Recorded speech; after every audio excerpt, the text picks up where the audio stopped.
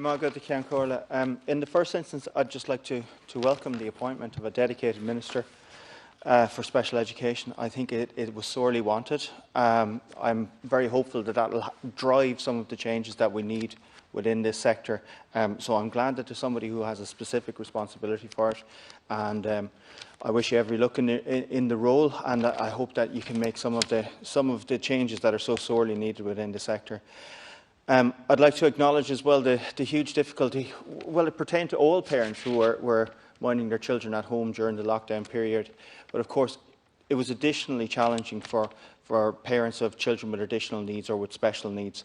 And I want to acknowledge as well the work of the SEN teachers within our school system who kept maintaining that connection between the children and the school, which facilitated some of the children's transition back into the school placement. So Inclusion Ireland, when they appeared before the COVID committee yesterday, they said that 87.5% of special needs children, they're expected to come back into full-time schooling, which is welcome, but that does still leave us with 1 in 8 children within that cohort, for the most part due to health reasons and concerns that they have around their health and COVID, won't be coming back to school.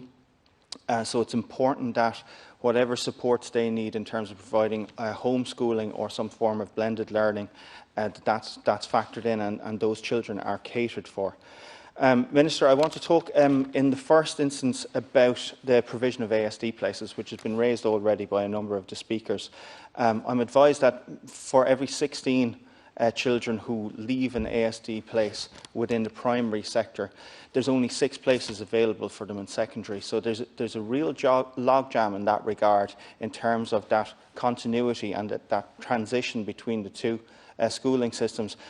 And I know from my own experience within the primary school classroom that a great deal of what you do in that final term at 6th class, for all of the children, and not just for the children with special needs, but for all of the children, is about talking about that transition to secondary school. And it's so critically important in the case of if there's a child, particularly with ASD within your classroom, that you begin to talk through those things, that you have that transition programme, that you have a connection between the primary school and the secondary school that allows for those children to make that transition in as smooth a way as possible.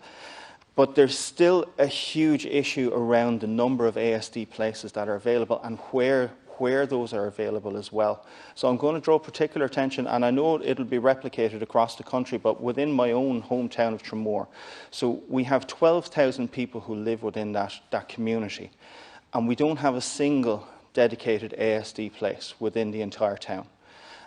We know that the incidence rate of ASD is 1 in 68, so we know that statistically there is a demand for those places within our community. And what we're finding then as a result is that children who need that specific ASD teaching and that specific place are leaving our community, and they're travelling into Waterford City or beyond in order to get the placement that they require. And we know that for ASD children, that relationship with their community is so difficult to build up and is so important and must be fostered. So, Minister, while as I said, I acknowledge, I'm sure there's multiple towns across the country who would find themselves in a similar situation. I would ask you to take a look, in particular, at my own community. I think with a population of 12,000 people, we should be providing specific provision.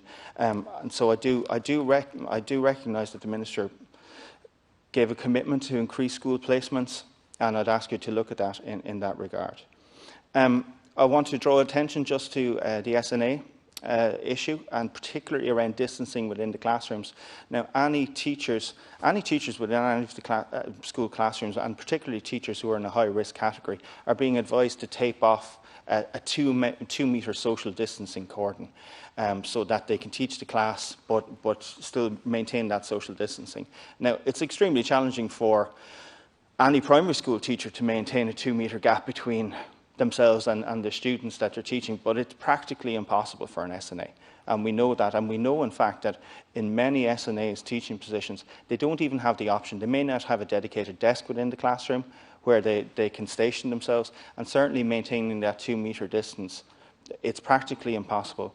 So I would ask the Minister to make sure that SNAs who are teaching within that environment, that they have access to medical grade PPE equipment, so that at the very least they can feel assured that the equipment that they're using to protect themselves, and maybe they might have underlying health conditions themselves, they may have people at home that they're caring for, and they bring those worries into the classroom the same as anybody else. Can we make sure that they have the equipment that they need in order to have that peace of mind in discharging their duties? And another thing that I think would be useful to consider for us is to provide the flu jab and a free flu jab to SNAs as they are in that risk category. Again, it would add to the peace of mind. It would allow them to do the job that they have in front of them. I also want to just raise, and it was raised already as well, the issue of appointments for occupational therapy, for speech and language, for dentistry care for children with special needs. Many of these appointments have been cancelled, and I know very well from talking to people within our constituency, I mean, there's a huge level of frustration that parents of children with special needs often experience because the waiting time for these appointments are so long. And I know that we're doing all that we can to bring that waiting time down, but there's a huge frustration in the parent body about that. And now that those appointments have been missed in many cases during the lockdown period, parents are extremely concerned that now they're going to be kicked again to the back of the list, and that their waiting times are going to be increased again. So I would like to be able to give to my parents within my constituency, I'd like to be able to give them the assurance that we're going to do everything possible that we can to make good on the appointments that they may have missed during that interim period. We know, particularly for things around speech and language, we know about occupational therapy, that early intervention leads to much better outcomes.